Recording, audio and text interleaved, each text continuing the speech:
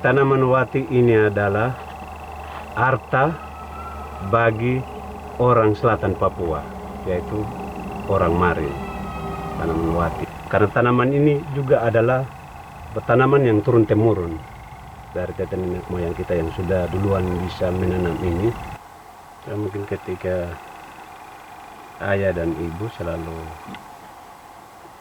mengelola tanaman wati ini, karena memang tanaman ini merupakan salah satu minuman tradisional masyarakat Papua secara umum dan khususnya masyarakat Merauke secara khusus. Yang orang tua selalu menanam atau merawat ini sehingga barang ini harus tumbuh dengan baik.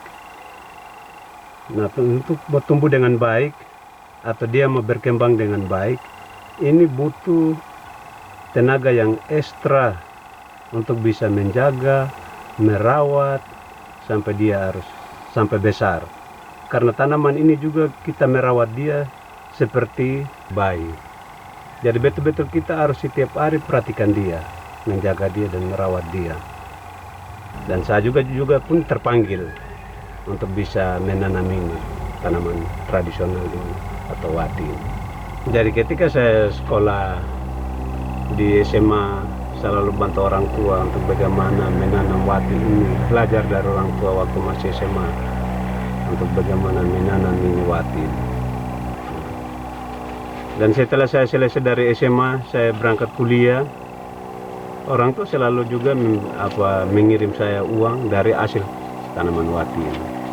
Ketika orang tua mau jual ini tanaman wati ini, orang pembeli pun yang datang untuk membeli, dia harus berhubungan dulu dengan ketua adat atau elema setempat. Dia harus dulu komunikasi dengan mereka bahwa saya datang beli minuman wati ini untuk acara ini. Jadi harus kasih tahu dulu tujuannya.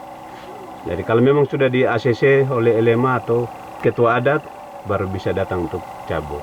Jadi selama ini mama dan bapak lakukan hal-hal seperti itu. Saya juga pun lakukan hal demikian. Jadi tanaman ini pun juga kami mengharapkan kepada setiap orang untuk jangan berbondong-bondong untuk pergi beli minuman di toko. Karena kita sudah tahu efeknya dari minuman yang dijual di toko. Tetapi kalau minuman wati ini, dia tidak merusak. Dia ini bagaikan obat. Yang saya harapkan di sini adalah bahwa ketika kita minum minuman lokal, yaitu wati, cukup segelas kita tidak akan bergerak. Itu otomatis bahwa kita punya bahan pemikiran segala macam itu akan hilang. Kita akan jadi seperti mono, tenang. Dia sudah otomatis tidak bisa jalan. Berdiri pun juga tidak bisa.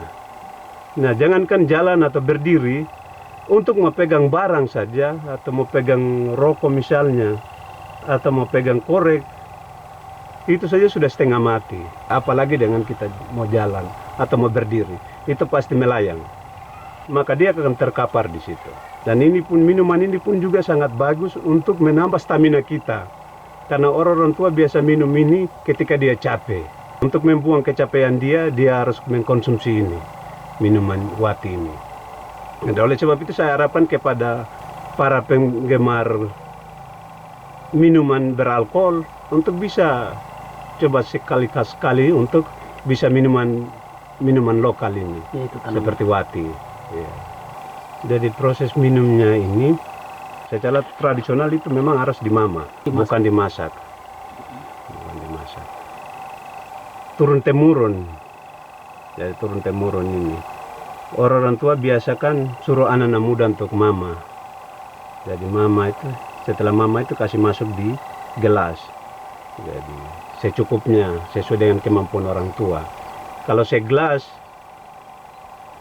sudah setengah atau mau kasih penuh ya sesuai dengan kemampuan orang tua. Jadi kalau misalnya 2 meter, satu batang yang panjangnya 2 meter, cukup itu saja, engkau tidak boleh tambah. Nah ketika 2 meter ini dimasukkan dalam segelas, mama baru dimasukkan dalam segelas sampai penuh, itu sudah tentunya bahwa yang konsumsi tidak akan berjalan karena dia punya alkohol ini sangat tinggi. Apalagi kita ambil yang batang yang sudah tua. Yang sudah tua ini dia punya alkoholnya sangat padat dan keras. Ya. Untuk mengkonsumsi minuman ini tergantung dari yang mau konsumsi. Apakah dia mau suruh anak muda yang mama kah, atau dia sendiri yang mau mama. Ya, sambil dia mama, sambil dia telan airnya. Jadi ada bermacam-macam, tergantung dari yang mau konsumsi. Jadi ketika orang punya ini, atau orang memama untuk seseorang dia mengkonsumsi ini, orang yang mama ini saja, tanaman ini, ketika dia mama, dia akan merasa mulut ini kram, bibir ini kram, maupun lidah ini kram atau tebal, dia akan merasa tebal. Ya. Jadi betul-betul minuman ini dia seperti obat yang kita suntik ke manusia, seperti kita bius. Jadi ketika dia mama saja, dia sudah terbius, Dan orang yang mama pun juga dia tetap rasa bersyukur bahwa saya sementara sudah terbius. Jadi secara tidak langsung penyakit pun juga yang ada di dalam tubuh dia bisa sirna begitu saja. Khasiatnya luar biasa, luar biasa. Jadi wati ini adalah salah satu minuman tradisional yang dia ini adalah segala-galanya atau harta yang paling mulia bagi orang Marin. Ya saudara-saudara, Namuk, Namek, jangan kasih habis tanah supaya kita bisa pakai tanah sepanggal untuk kita bisa tanam wati. Karena ini wati ini juga minuman adat. Dia ini terutama. Walaupun kita bikin masalah, kita bisa selesaikan masalah itu dengan tanaman wati ini. Kalau tanaman wati tidak ada masalah, tidak bisa diselesaikan. Dan juga pesta-pesta apa saja kita bisa pakai ini tanaman wati ini. Pesta adat, kematian, pesta nikah, minang perempuan, kita harus pakai ini tanaman wati ini. Karena tanaman wati ini berfungsi untuk kita orang Marin, seluruh orang Marin dan orang Papua. Jangan lupa kita punya tanaman ini. Karena ini tradisi kita orang Papua, tanaman wati ini. Jadi Namuk, Name kita kasih ingat, tanah-tanah jangan jual, harus tanah sepanggal kas tinggal untuk kita tanam wati. Kami kan di sini sudah merasa ada wati ini adalah bagian dari kami. Oleh sebab itu, saya mau harapkan kepada kami orang Marin atau orang Papua untuk bisa budidayakan tanaman ini. Karena tanaman ini adalah harta yang mulia, harta yang paling sakral bagi orang Marin. Oleh sebab itu saya mohon kepada orang Marin khususnya dan orang Papua secara umumnya untuk membudidayakan tanaman ini. Kalau kita nyaman, kita tanam tanaman ini. Karena tanaman lokal ini dia membuat kita akan nyaman. Kita akan nyaman. Dia membuat kita akan sehat. Dan dia membuat kita pun juga tidak akan ada masalah. Tanaman ini tadi saya sudah katakan, dia identik dengan kesehatan dan juga dia identik dengan kenyamanan. Oleh sebab itu saya ajak kita semua untuk mari kita budidayakan tanaman ini. Atau kita menanam tanaman ini sebanyak-banyaknya.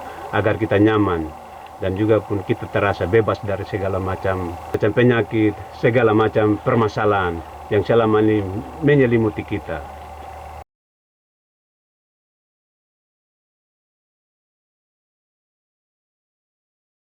Jadi untuk tanam-tanaman ini tidak sembarang. Tidak sembarang kita tanam kasbi, tidak sembarang kita tanam petatas. Tetapi tanam ini betul-betul kita harus fokus terhadap dia dulu. Fokus. Seperti anak bayi ketika dia mau melahirkan, betul-betul ibu dan bapak ini harus fokus. Jadi ketika kita mau tanam dia, kita harus fokus kepada dia. Yang berikut kita harus lakukan ritual adat, yaitu hadirkan leluhur. Karena minuman ini adalah minuman yang betul-betul identik dengan nyawa manusia. Karena barang ini kita tidak bisa tanam sembarangan tanpa hadirkan leluhur.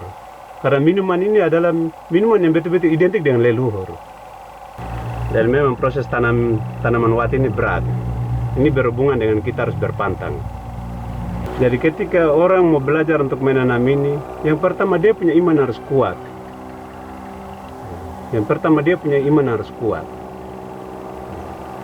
Karena dia akan mendapat banyak tantangan di sana.